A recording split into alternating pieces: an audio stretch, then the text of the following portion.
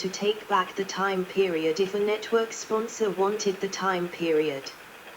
Dramatic programs, which comprised only 2% of program time on NBC Red in 1926, accounted for 25% of the network's airtime by 1942. The network provided a rich variety of classical concert broadcasts, including performances by the Metropolitan Opera, 1931-1940, and the NBC Symphony Orchestra, 1937-1954, conducted by Arturo Toscanini. Notable series include the General Motors Concerts, 1929-1937, and the Eastman School of Music Symphony, 1932-1942. From 1935 to 1950, it presented numerous live remote broadcasts of popular music from ballrooms, hotels, supper clubs and army camps. Among the band leaders with regular time slots on NBC were Carmen Cavallaro, Nat King Cole, Xavier Cugat, Tommy Dorsey, Eddie Duchin, Benny Goodman, Stan Kenton, Guy Lombardo, Glenn Miller, Leo Reisman, and Paul Whiteman. NBC's radio news service featured regular broadcasts by journalists and commentators, including Morgan Beatty, Alex Dreher, Pauline Frederick, Floyd Gibbons, John Gunther, Richard Harkis, George Hicks, H.V. Kaltenborn, John McBain, Adela Rogers St. John's, Dorothy Thompson, Edward Tomlinson, and Hendrik Willem van Loon. Affiliates, edit. Main article, list of 1939 affiliates of the NBC Red Network. From the network's formation, NBC was a dominant force on the radio landscape. In 1932, out of the 40 Clear Channel stations licensed by the Federal Radio Commission, FRC, 28 were affiliated with either NBC Network, 13 were affiliated with CBS, and 2 were independents. By 1939, the Red and Blue networks were competing with CBS and the Mutual Broadcasting System in providing nationwide coverage. NBC advertising rate cards of the period listed basic and supplemental affiliated stations. Advertisers were encouraged to buy time for their programs on the full basic lineup, plus any supplemental stations they wished, but this was open to negotiation. It was not unusual for Red Network advertisers to place shows on Blue Network stations in certain markets, and the other way around. Supplemental stations were generally located in smaller cities away from the network trunk lines. Such stations were usually offered to advertisers on both the Red and Blue Network lineups. As of early 1939, the Red Network was divided into 5 geographical regions.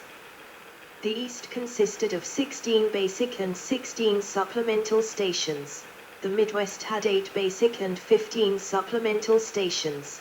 The South had 7 basic and 30 supplemental stations. Mountain had 2 basic and 9 supplemental stations, and Pacific had 5 basic and 7 supplemental stations. For example, in Louisville, Kentucky, a larger market, the basic station was WAVE. The supplemental was WGRC, also a primary mutual affiliate. Separation of NBC Red and NBC Blue, edit. Concerned that NBC's control of 2 national radio networks gave it too much power over the industry, in May 1941 the Federal Communications Commission, FCC, promulgated a rule, the Report on Chain Broadcasting, designed to force NBC to divest one of them. RCA fought the divestiture order, but divided NBC into 2 companies in case an appeal was lost. The Blue Network became the NBC Blue Network, Inc. and the NBC Red became NBC Red Network, Inc. Effective the 10th of January 1942, the 2 networks had their operations formally divorced, and the Blue Network was referred to on the air as either Blue or Blue Network, with its official corporate name being Blue Network Company, Incorporated. Consequently, the NBC Red Network became known on air as simply NBC on the 1st of September, 1942.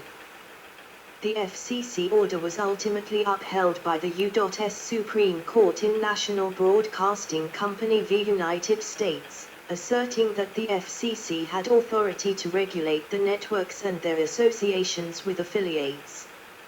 Consequently, the Blue Network was sold on the 30th of July, 1943, to candy magnate Edward J. Noble for $8 million, equivalent to $145 million in 2024. When the deal closed on the 12th of October, the Blue Network came under ownership of American Broadcasting System, Inc. The Blue Network was formally renamed as the American Broadcasting Company on the 15th of June, 1945. After the Golden Age of Radio, edit. Development of FM and television, edit. See also, History of NBC Television, and RCA Television. NBC and RCA were one of the key forces in the development of television in the 1930s and 1940s, dating back to New York City experimental station W2XBS in 1928.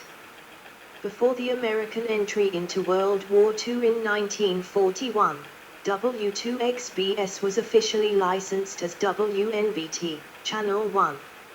NBC also launched W2XWG, an experimental apex station, in April 1939, after planned FM station W51NY failed due to World War II shortages preventing the station's 10,000-watt transmitter from being built. NBC converted W2XWG to commercial operation in 1944 as WEEF FM. In order to further align the network's radio flagship with the network, on the 1st of November, 1946, WEEF and WEEF FM changed call signs to WNBC and WNBC FM, respectively. West Coast flagship KPO followed suit, becoming KNBC on the 23rd of November, 1947.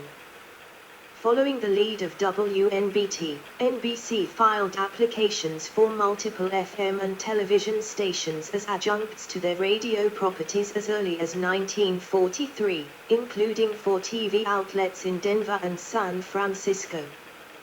The network ultimately built and signed on the following TV stations: WNBW in Washington, D.C., the 27th of June, 1947. WNBK in Cleveland, the 30th of October, 1948, WNBQ in Chicago, the 9th of January, 1949, and KNBH in Los Angeles, the 16th of January, 1949. All 5 TV stations contained the letter combination NB within their call signs. FM stations built and signed on by NBC included COA FM, WRC FM, June 1947, MAC FM, the 13th of October 1948, Tame FM, the 6th of December 1948, and KNBR FM, the 12th of October 1949. In hopes of buying a Los Angeles radio outlet to complement KNBH, NBC sold COA and COA FM in 1952 to a group that included Bob Hope. While initially only carrying NBC programming, WNBT started adding a slate of local shows and soon featured 5 hours of local programs during the daytime by May 1950. The CBS Paley Raids and Television's Emergence, edit. For 2 decades the NBC radio network's roster of stars provided ratings consistently surpassing those of CBS, its main competitor. But in 1948, as the transition from radio to television was beginning, NBC's leadership came under attack due to what became known as the Paley Raids, named after the president of CBS, William S. Paley. After World War II, the tax rate for annual incomes above $70,000 was 77%. while capital gains were taxed at 25%. Paley worked out an accounting technique whereby individual performers could set up corporations that allowed their earnings to be taxed at the significantly lower rate. Instead of NBC responding with a similar package, RCA's president, David Sonoff, decided that this accounting method was legally and ethically wrong. NBC's performers did not agree, and most of the top stars, including Amos N. Andy, Jack Benny, Red Skelton, Edgar Bergen, Burns and Allen, Ed Wynn, Fred Waring, Al Holson, Groucho Marx and Frank Sinatra moved from NBC to CBS. One notable exception was Bob Hope, who not only stayed, but moved to NBC television. By the time of his retirement in 1996, Hope's association with NBC spanned nearly 60 years. As a result of the defections, CBS boasted in 1949 of having 16 of the 20 top-rated programs. The consequences carried over to television, where CBS maintained its newfound dominance for decades. Paley personally worked to woo the performers, while Sonoff professed his indifference to the defections, stating at an annual meeting that leadership built over the years on a foundation of solid service cannot be snatched overnight by buying a few high-priced comedians. Leadership is not a laughing matter. In part due to the talent raids, NBC President Niles Trammell, who had been with NBC since 1929 and RCA since 1933, resigned to help establish WCKT in Miami with the Cox and Knight newspaper families. WCKT signed on with an NBC TV affiliation, ostensibly as a reward for Trammell's loyalty. The Paley raids had other consequences for RCA itself. Sonoff and Paley, who also headed up Columbia Records, originally agreed to a new phonograph record standard of 33 RPM to replace the long-standing 78 RPM standard. After Jack Benny defected to CBS, Sonoff rescinded the agreement and began marketing the RCA-developed 45 RPM instead. Pressured by record stores and other major labels, RCA eventually agreed to the 33 RPM standard, but the feud risked creating damage to the record industry as a whole. Many NBC radio stars gravitated to television as it became more popular. Toscanini made 10 appearances on NBC TV simulcast on the radio network between 1948 and 1952. Texaco Star Theater, an umbrella title for various radio variety shows from 1938 to 1949, migrated to NBC TV in 1948 with Miltonville as host, becoming both a cultural landmark and the first successful hit program in the medium. In the first of what became several efforts to keep classic radio relevant, NBC sanctioned The Big Show, a 90-minute Sunday night variety program which debuted on the 5th of November, 1950. Hosted by stage actress Tallulah Bankhead, it harked back to radio's earliest musical variety style along with sophisticated comedy and drama. The Big Show was also a challenge to CBS's Sunday night lineup, much of which had come from NBC, including, and especially, Jack Benny. Despite critical praise, The Big Show's initial success failed to last as NBC cancelled it after only 2 years, purportedly losing $1 million on the project. To reflect RCA's ownership, some of NBC's radio and television stations adopted RCA-derived call signs in October 1954. WNBC/WNBT in New York became WRCA-FM TV, WNBW in Washington became WRC-TV, and KNBH in Los Angeles became KRCA. By 1960, the New York radio stations reverted to WNBC-FM and WRCA-TV became WNBC-TV. In 1962, KRCA became KNBC, while KNBC-FM in San Francisco became KNBR-FM. WNBQ in Chicago became McTV in 1964.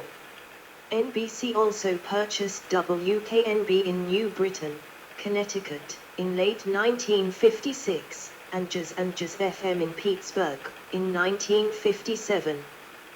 The acquisition of Jazz was to offset KDKA's defection from the network several years earlier, while WKNB was included as part of the sale of its sister television station.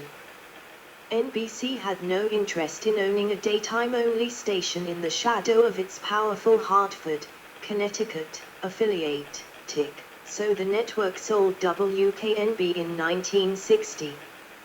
The Pittsburgh stations were sold in 1972. 1956 Trade with Westinghouse, edit.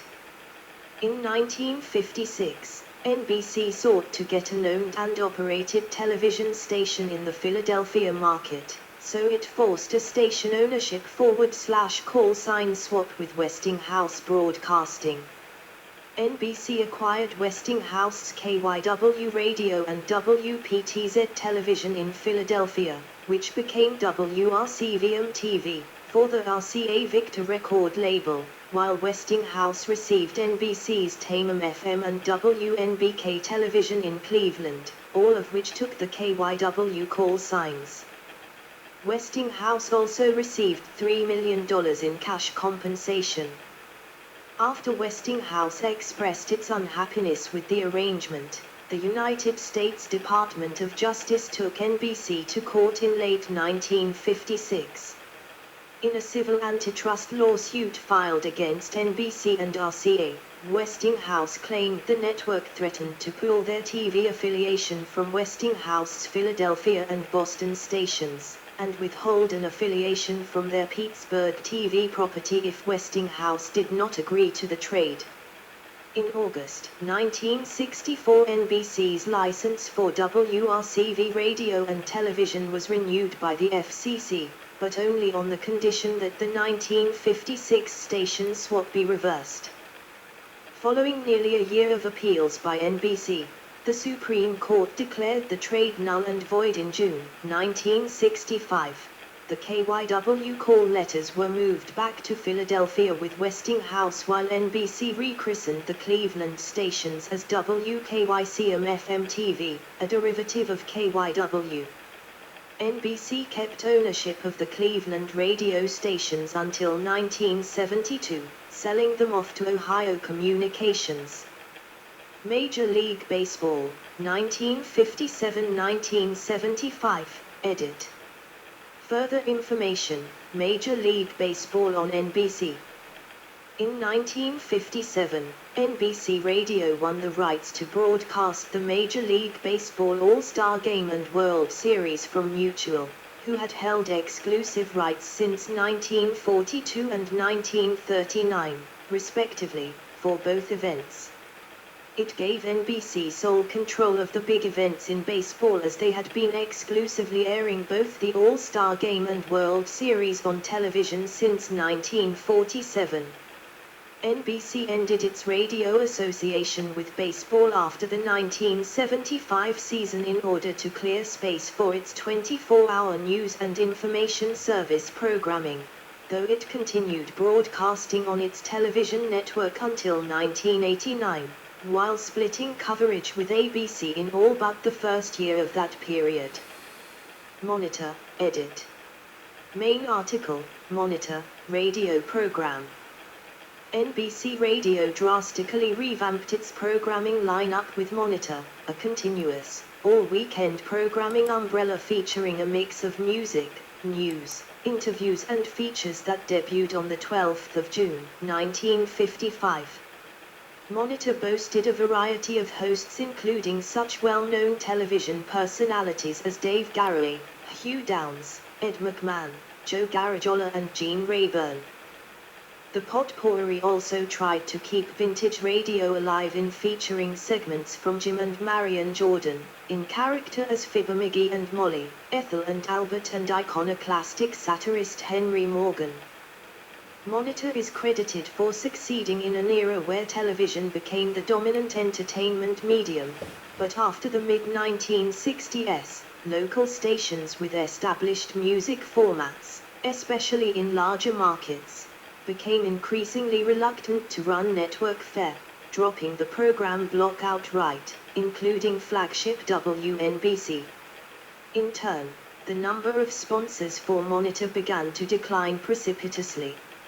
Monitor's final broadcast took place over the weekend of January 25-26, 1975. From that point onward, the NBC radio network's main lineup consisted of hourly newscasts and commentary segments, plus religious programs and Meet the Press on Sundays. Other programming ventures, edit. Monitor was succeeded with another major programming investment, the NBC News and Information Service, NIS. Conceived by NBC Radio President Jack G. Thayer as a secondary network for local stations wishing to adopt an all-news radio format, NIS supplied up to 55 minutes of news content per hour to stations. Thayer described NIS as an overall restyling of NBC Radio, providing a more contemporary feel. While the main NBC radio network had been losing money in recent years, Thayer stressed NIS was not to replace it, nor was the main network threatened with closure. NBC assigned NIS to all but one of their FM stations, WNWS in New York, the former WNBC-FM, NIS in Chicago, the former WJOI, and KNAI in San Francisco, the former KNBR-FM. WRC in Washington also became an affiliate, while WKYS, the former WRC-FM, assumed WRC's existing top 40 format. Other major affiliates included Bull FM in Baltimore, KHVH in Honolulu, KQV in Pittsburgh and Crux in Glendale, Phoenix. At the end of 1975, NIS had 57 affiliates, significantly less than the 227 stations which carried either part or all of Monitor when it ceased. Additionally, the NBC-owned NIS affiliates all failed to make a profit in 1975, but the network hoped for them to break even in the coming year.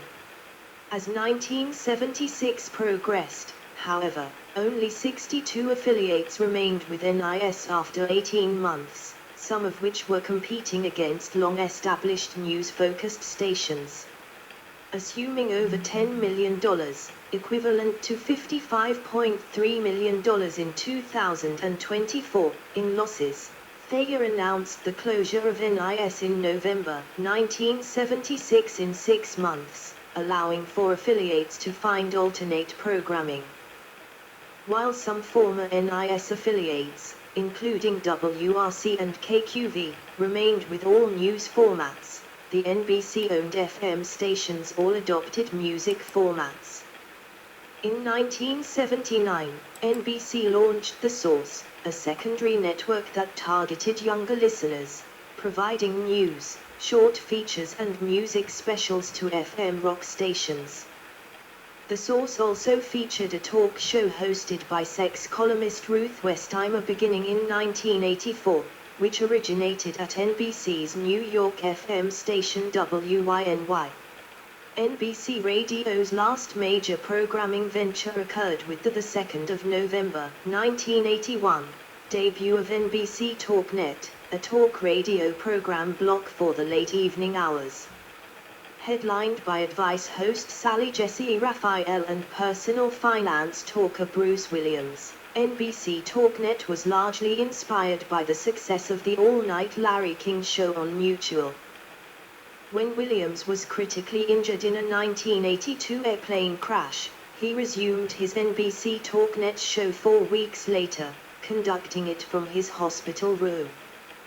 Williams' show proved to be very successful and ultimately outlived NBC TalkNet itself. NBC Radio Entertainment was established in December 1984 to handle the distribution of Jazz with David Sanborn and Live from the Hard Rock Cafe with Paul Schaffer, along with an oldies show hosted by WNBC's Soupy Sales. NBC Radio also acquired the national play-by-play rights for NFL games for both the 1985 and 1986 seasons, outbidding long-standing rights holder CBS Radio. Divestiture, edit. Main article, list of radio stations formerly owned by NBC. NBC made its final radio station acquisition in 1983 when it bought Boston station cheep from GE, which was divesting its radio properties.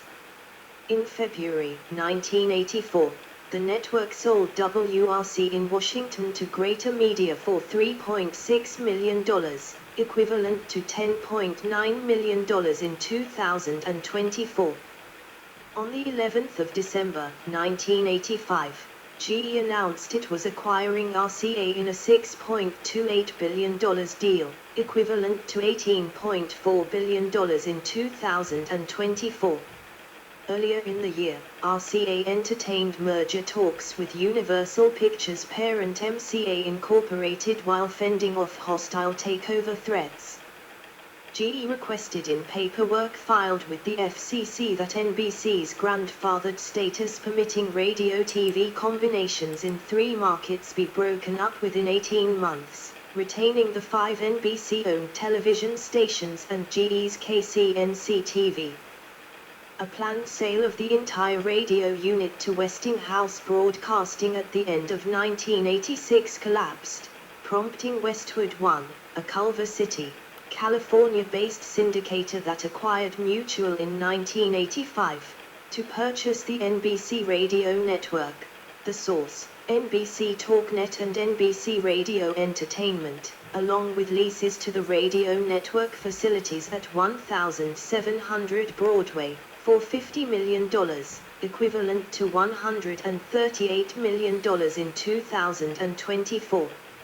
As part of the deal, a long-term brand licensing deal for the NBC Radio name was agreed to, while NBC Radio employees, including in the news division, were transferred to Westwood One. The remaining divisions and assets of RCA, including RCA Records, were spun off to various companies, including Bertelsmann and Thomson Sapp. The 7 NBC-owned radio stations, which initially agreed to remain with NBC Radio as affiliates, were all put up for sale and divested to various buyers between 1988 and 1989, including Emis Communications, Westinghouse and Susquehanna Radio Corporation. WNBC was included in Emis's multi-station purchase, as Emis already owned FUN in New York City. It sold that station's license and transferred the intellectual property onto the WNBC license, supplanting it outright. WNBC was thus regarded in media coverage as ceasing operation. The last station to be sold, KNBR, was delayed due to a long-term play-by-play contract with the San Francisco Giants that ran through the 1989 season. NBC Radio after 1987, edit. Dissolution into Westwood One, edit. Following the sale, NBC Radio added one long-form program to their lineup, a daily talk-variety show hosted by Steve Allen based from New that debuted in October 1987. Westwood One initially promoted the show as part of the new Mutual PM program service, but it was moved to being under the NBC umbrella prior to launch. Failing to get enough affiliates for the program, Allen ended the show the following March. The Sunday morning religious program The Eternal Light, for years the network's only non-news program, ended its 45-year run on NBC Radio in 1989. Another NBC-branded program introduced following the Westwood One purchase was the morning news magazine First Light, hosted by Dirk Van, which debuted in April 1990. First Light was complementary to Mutual's existing morning news magazine, America in the Morning, hosted by Jim Bohannon. Within a year of Westwood One's takeover, several tenured NBC radio news staffers resigned, including London bureau chief Fred Kennedy, who told Broadcasting Magazine, "What was once a great network and broadcast news operation is becoming an audio wire service, and not even a good audio wire service." Some affiliates also expressed concern over a decline in technical and editorial quality, even as NBC Radio successfully added 90 affiliates since the sale. Norm Patties, Westwood One founder/CEO, defended the consolidation moves by noting the radio networks had been losing up to $10 million, but emphasized